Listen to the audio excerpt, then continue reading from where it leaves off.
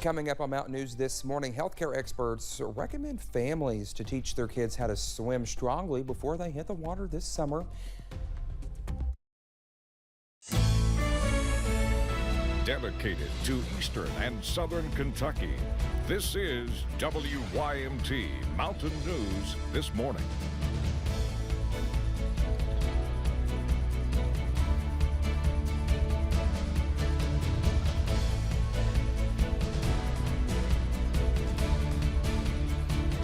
.32, it's Tuesday, well, more of Monday 2.0. There was supposed to be a second headline there, but you know what? It's been a morning. We'll let it go. It's all right. You know, we're all humans. Let's take it over to Brandon this morning. Brandon, buddy, what a morning it's been. It has been an active morning here, and it continues an active stretch of a couple of weeks there.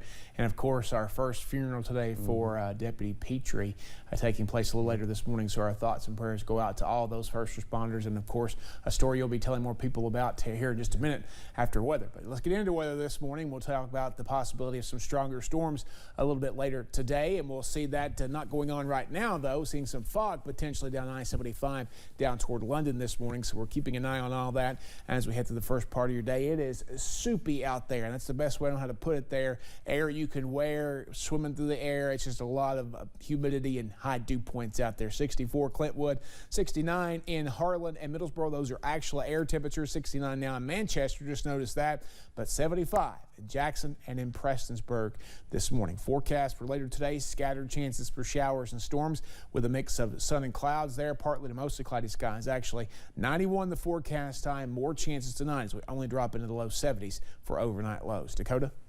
All right, Brandon, thank you. Well, we've been following a developing story out of Martin County. Kentucky State Police is investigating a deadly officer-involved shooting on Sand Lick Road in the Devala community. Here's Shannon Linton with the latest. Eastern Kentucky has not buried any of the officers who were killed in the line of duty on Thursday night, and yet here we are again at another call for shots fired at police. I'm here along Sand Lick Road in Martin County, where deputies and state police responded to a call for shots fired just after 11 last night. At this time, we can tell you KSP is on scene, and it is an active investigation into an officer-involved shooting. Multiple agencies responding to the scene, including Pikeville Police, Prestonsburg Police, Johnson County Sheriff's Office, Paintsville Police, Fish and Wildlife, KSP, and the Martin County Sheriff's Office. Sheriff John Kirk with the Martin County Sheriff's Office tells us Martin County and state police have dealt with the suspect multiple times. We can tell you the coroner is on scene, and at this time the sheriff does confirm the suspect is dead. Officers are expected to be here through daylight. We can tell you at this time, too, that the officer was not hurt in this incident. We'll be following the very latest for you here in Martin County. I'm going to send things back to you. That was Shannon Linton reporting. Of course, we will continue to update you on this story as we get more information.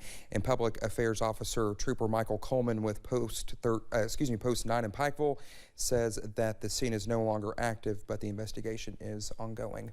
A 64-year-old woman was found dead inside of a home Monday morning in Rowan County. Officials say the fire started at a Shiloh mobile home park on US 60, about 1 mile west of Moorhead. When firefighters arrived, the mobile home was engulfed in flames. Crews located the woman's body inside. The cause of the fire is under investigation.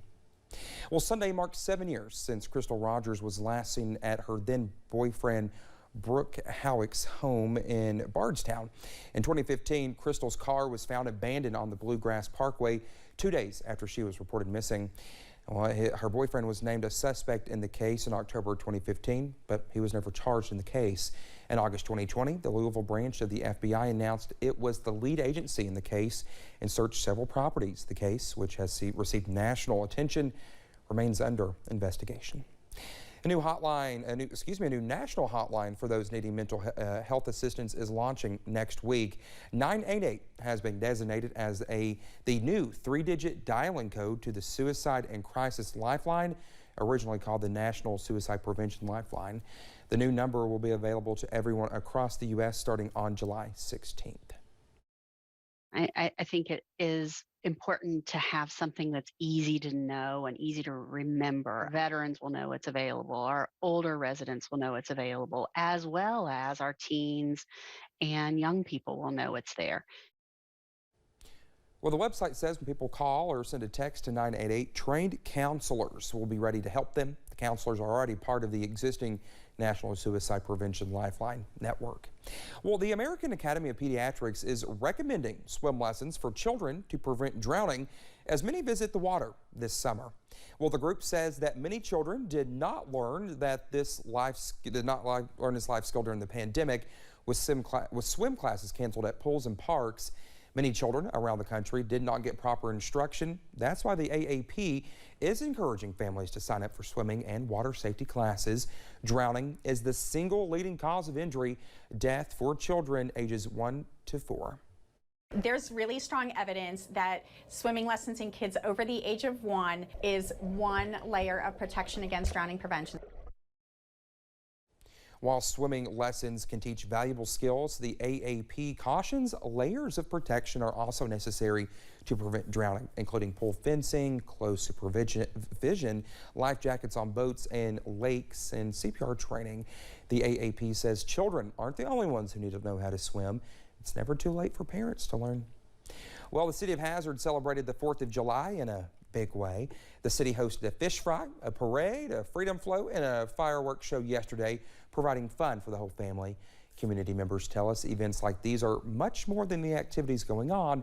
It's about the sense of community. Honestly, volunteering and getting to see people that I maybe haven't seen since last 4th of July. So you see a little bit of everyone from all over the county, which is very special. During the events, the city officials took up donations for the families of the officers killed last Thursday in Floyd County. Our neighbors to the north in Lexington also enjoyed their July 4th festivities. Well, it was the first time since 2019 the city had its full celebrations. Thousands gathered downtown for a parade and festival. People in attendance say they enjoyed the atmosphere and that it felt good to have a normal 4th of July again. There's a lot of people here, but I like the people, like they're nice, and it's a good time to be with your friends and family. Lexington also shot off its fireworks at 10 p.m. last night, with R.J. Corman Railroad Group sponsoring the show.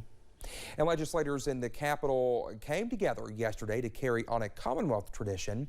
For the 17th year in a row, leaders gathered at the Metro Hall in Frankfort to read aloud the Declaration of Independence. The crowd consisted of both old and young alike. Among the all-Democrat group that spoke, Congressman John Yarmouth, who made a point to relate the 256-year-old document to 2022. If you don't defend democracy constantly, we are threatened with losing it, and I think that's what we face right now. Well, the city also held its own assortment of festivities for the 4th. Free music and fireworks lit up the Ohio River at Louisville Waterfront Park. The Colonel Sanders story, a finger-licking good musical, is now cooking after the Corbin City Commission approved a proposal during a special called meeting last week. The initial $50,000 budget has been decreased to $7,000. The main obstacle in getting the production underway is that KFC owns the rights to the likeness of Colonel Sanders. If KFC corporate agrees to grant the necessary permissions, the city of Corbin would be able to pursue a licensing agreement that would include exclusive rights to present the show.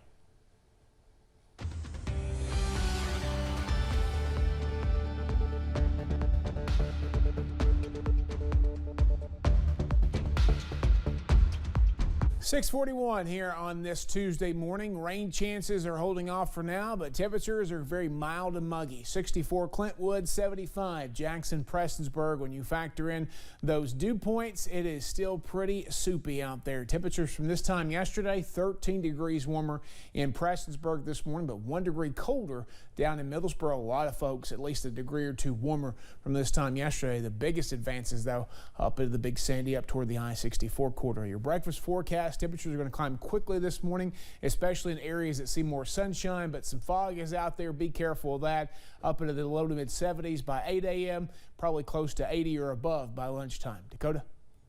All right, Brandon, thank you. Well, almost 6:42 when we come back here on Mountain News this morning. An ice cream brand is being blamed for a listeria outbreak down in Florida. One of those details. Stay with us.